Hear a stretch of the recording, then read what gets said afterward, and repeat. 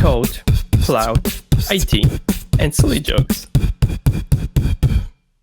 ITT. Hey everyone, Hello, it's Dawid Chruścielski and with me is... Grzegorz Kotlarz. And we are ITT. Yes, we are. And today we want to show you how to introduce the ordering for the builder pattern, which we showed on one of the previous videos. And David will take us through this journey. So, David, today the stage is yours. The scene, that's what I click on the OBS, actually. All right, so as you already said, we will be basing the example on something that we've done previously in our previous video. So check out the builder pattern video, our first video on the channel, actually. And today we are going to modify that example and enforce on a consumer of our package to invoke the methods in a specific order, because sometimes that's just required. We want to guarantee or, for example, give a hint or enforce, not even give a hint, on the developer what exactly that developer can expect from the builder itself. So let's say there is a specific order of things you want to come up with.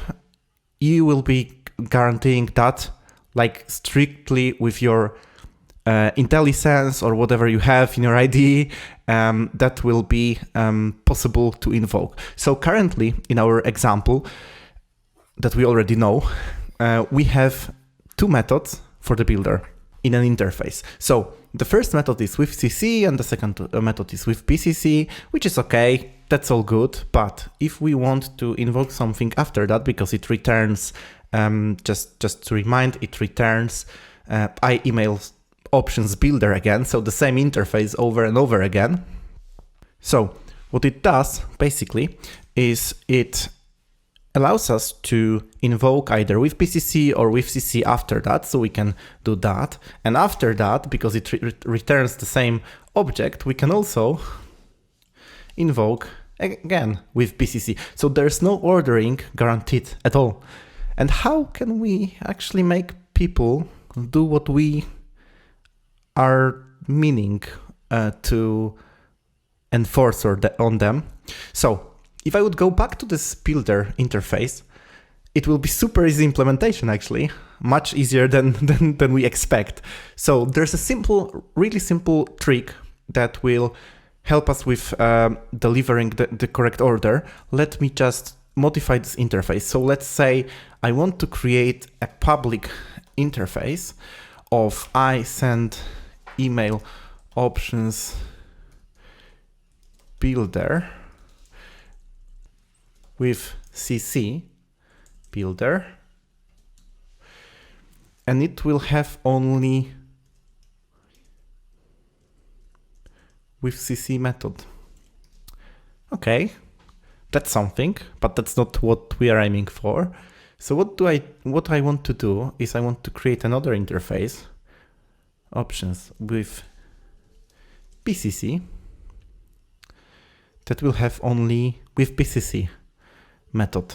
And this old interface, what we are going to do is we will remove everything from it.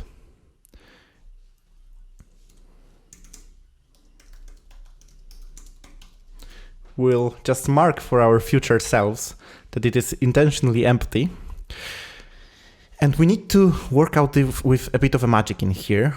So what we want to do is this interface to return, that with CC to return that interface, and that with BCC method to return that interface.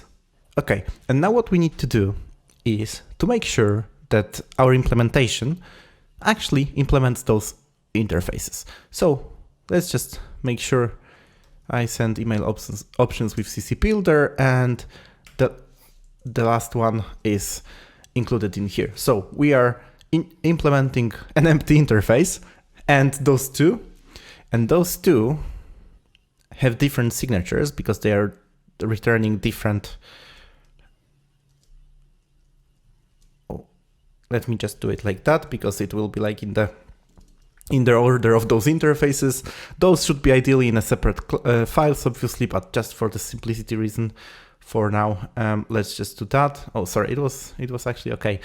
Let's do with CC, and with CC should return BCC builder interface, and this returns that as it was before. So what happens now, if I would go back to this options builder, you will see it basically models the flow. So with CC can only return that. So if that returns this BCC builder, then it has only one method, which is returning I sent email options builder, and this has no methods at all, so I won't be able to do anything else besides some base stuff that is already in .NET for us. So as you can see, it's complaining already. And why is it complaining? Oh, it is complaining because we need to change the send email method right now. So let's do that. Here now, we are expecting an empty interface to be injected. So we need to start somewhere else. We need to start with CC builder instead of that one.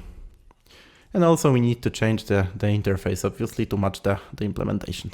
Now, we can see we fixed one issue, which is this with CC, and it's cool, but for some reason, the second line doesn't work.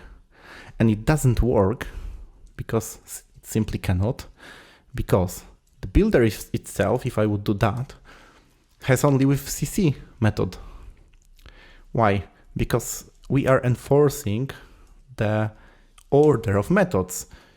Now, only after we called with CC, we can call with BCC.